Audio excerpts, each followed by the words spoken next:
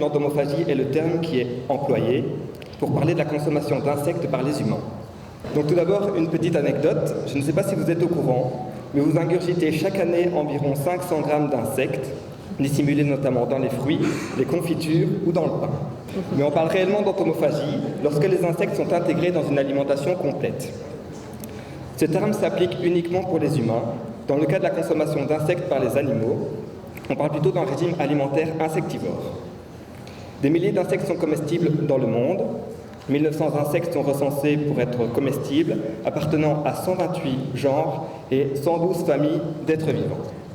Les insectes ne sont pas consommés partout dans le monde et cela diffère vraiment en fonction des mœurs et des cultures. Comme vous pouvez le constater sur le slide, les régions du monde où l'entomophagie fait partie intégrante de l'alimentation sont entourées en vert. On constate que c'est principalement des régions situées dans l'hémisphère sud et que cela concerne des pays en voie de développement, comme en Asie, en Afrique ou en Amérique du Sud. En tout, environ 2 milliards d'êtres humains sur Terre consomment des insectes de manière régulière. En ce qui concerne les pays développés, dans l'hémisphère nord, la consommation d'insectes n'est pas courante et n'est pas du tout ancrée dans les mœurs. On constate même un rejet chez beaucoup de personnes à l'idée de consommer des insectes. Cependant, l'entomophagie se développe peu à peu dans nos pays comme une nouvelle tendance, même si cela reste encore à petite échelle. Manger des insectes pourrait bien être une solution pour les enjeux alimentaires auxquels nous sommes confrontés. Nous sommes actuellement 7 milliards d'humains sur Terre et selon l'Organisation des Nations Unies pour l'alimentation, le modèle alimentaire que nous connaissons actuellement n'est pas durable. En effet, pour satisfaire nos besoins en viande notamment, il y a environ 25 milliards de bestiaux sur Terre. Et l'élevage de ce bétail mobilise dans le monde 70% des surfaces agricoles, ce qui représente aussi 30% des terres émergées.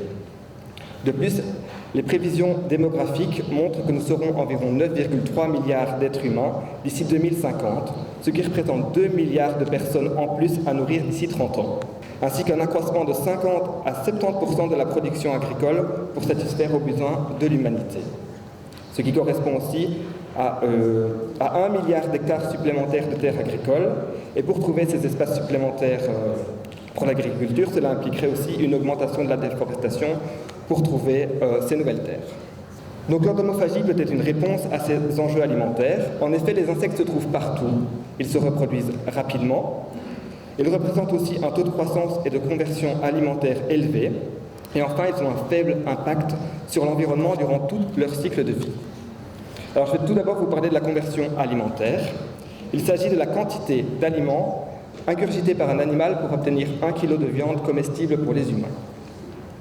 Il faut beaucoup plus de protéines végétales pour produire une quantité équivalente de protéines animales, et le taux de conversion alimentaire varie fortement d'un animal à l'autre. Comme vous pouvez le constater sur le graphique ici, donc avec 10 kg de nourriture, on obtient 1 kg de bœuf, ou alors avec 10 kg de nourriture, on obtient 3 kg de porc, 5 kg de volaille, et avec 10 kg, on peut obtenir 9 kg de grillons. Donc nous voyons bien que les insectes ont des besoins en aliments beaucoup moindres que ces autres animaux, et cela est principalement dû au fait que les insectes sont des animaux à sang froid et qu'ils n'ont pas besoin d'aliments pour maintenir leur température. L'avantage des insectes est encore plus grand. En effet, il est estimé que plus de 80% du grillon est comestible et digeste, comparé avec les 55% du poulet et du porc, et 40% uniquement du bétail qui est comestible. Ainsi, les grillons sont 2 fois plus efficaces dans la conversion des aliments que la volaille, au moins 4 fois plus que les porcs et 12 fois plus que les bovins. Au-delà de la conversion alimentaire, les insectes présentent également de grands avantages environnementaux. L'un des premiers avantages se situe au niveau de l'eau. Nous savons que l'eau est un facteur clé pour la productivité des terres. Il est estimé qu'en 2025, 1,8 milliard d'êtres humains vivront dans des zones ou dans des pays en pénurie d'eau. L'avantage des insectes est qu'ils utilisent peu d'eau pour se développer. Pour obtenir 1 kg d'insectes, nous avons uniquement besoin de 10 litres d'eau. Ce qui est très faible par rapport à la viande, puisque le bétail a besoin d'eau en grande quantité.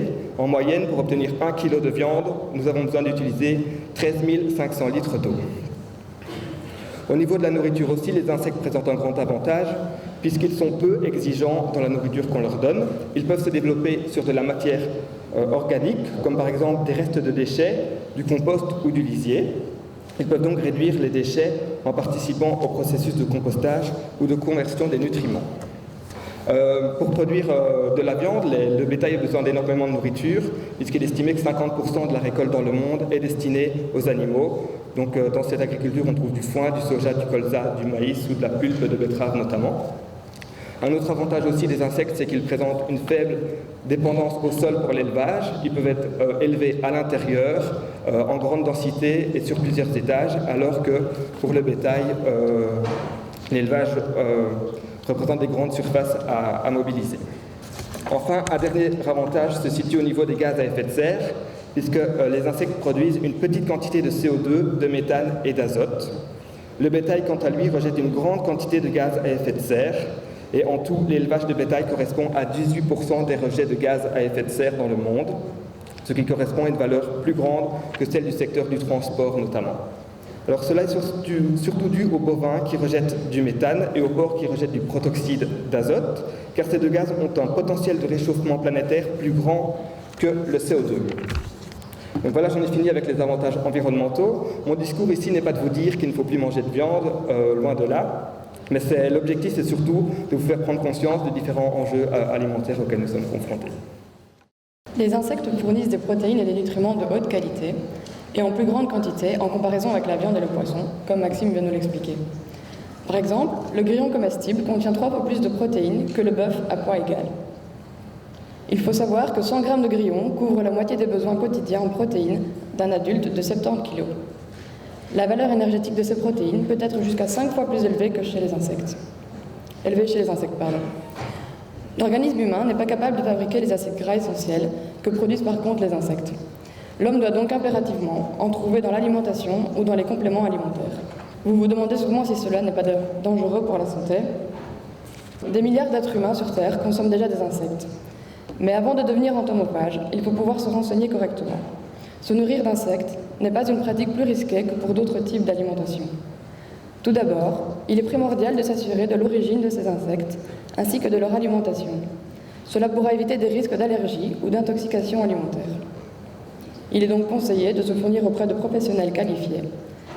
Une fois la provenance des insectes confirmée, les risques pour la santé humaine deviennent faibles. Selon l'AFSCA, les dangers dépendent de l'espèce d'insecte, des conditions d'élevage, ainsi que de leur transformation. Toutefois, ils peuvent être maîtrisés en grande partie par l'application adéquate de bonnes pratiques d'hygiène et de production en vigueur lors de l'élevage et de la commercialisation. Un traitement thermique avant consommation est néanmoins indispensable. Et pour plus de transparence vis-à-vis de leurs clients, les producteurs sont dans l'obligation de préciser toutes ces informations sur une étiquette spécifiant également les conditions adéquates de conservation et de préparation. La récolte et l'élevage des insectes peuvent offrir des opportunités exceptionnelles d'emploi et de revenus, entre autres dans les pays en voie de développement. Dans de nombreux cas, la récolte et l'élevage des insectes peuvent faire partie d'une stratégie de diversification des moyens de subsistance qui fournit aux familles de nombreuses activités rémunératrices. Bien qu'il existe encore peu d'entreprises et que les activités d'élevage d'insectes soient encore faibles, des initiatives pour transformer le potentiel des insectes en tant que denrées alimentaires font leur apparition. Actuellement, l'élevage d'insectes a lieu principalement à petite échelle, dans des exploitations familiales et s'adresse au marché de niche. Les insectes ont longtemps été élevés par des entreprises ciblant les animaux domestiques et les insectes ornementaux, ainsi que par le secteur consacré à la production d'appâts pour la pêche. Bien que l'élevage d'insectes soit techniquement faisable, une grande contrainte reste le coût de production, qui peut être plus élevé que celui de la production d'aliments traditionnels. Cependant, la recherche montre que les insectes peuvent souvent constituer une alternative plus durable et moins onéreuse, à condition que les coûts externes de récolte, de production et de transport soient pris en compte dans le coût total des aliments conventionnels. Aujourd'hui, l'échelle de la production n'est pas en mesure de concurrencer les sources alimentaires traditionnelles. Une mécanisation accrue est donc une condition primordiale dans la croissance de l'industrie. En outre, une législation appropriée régissant la production et le commerce des insectes en tant que denrées alimentaires animales et humaines est encore à développer. Aujourd'hui, l'AFSCA autorise la production de 10 types d'insectes en Belgique, avec comme seule condition, comme je l'ai dit tout à l'heure, de respecter les normes d'hygiène et la législation alimentaire en vigueur. Donc nous avons le grillon domestique, le criquet migrateur africain, le ver de farine géant, le ver de buffalo, la chenille de la Fostaigne, le criquet pèlerin d'Amérique, le grillon à ailes courtes, la chenille du Bombix, le ver de farine et également la chenille de la petite Fostaigne. La production et la vente d'insectes en Belgique requièrent une autorisation spécifique. Toutefois, des organismes de transformation et de distribution existent déjà. Donc, nous avons par exemple l'insecterie qui se situe dans le Hainaut, qui s'occupe de la distribution d'insectes, et également Little Food qui lui par contre s'occupe de la transformation et la distribution de grillons, et ça se trouve dans le centre de Bruxelles. Un des objectifs est de créer une culture entomophagique là où il n'en existe pas. Malgré tous les avantages de l'entomophagie, le dégoût du consommateur demeure l'un des plus grands obstacles à l'adoption des insectes en tant que source de protéines viables dans de nombreux pays occidentaux. Néanmoins, l'histoire a montré que les habitudes alimentaires peuvent changer rapidement, surtout dans un monde globalisé. De la création de nouvelles recettes et menus à la conception de nouveaux produits, l'industrie alimentaire a un rôle important à jouer pour élever le statut des insectes en tant qu'aliments. Un obstacle majeur pour les secteurs reste de se voir assurer un approvisionnement constant d'insectes en quantité et en qualité nécessaire. Donc nous avons ici par exemple les sucettes avec les petits insectes à l'intérieur, c'est un peu chacun ses goûts.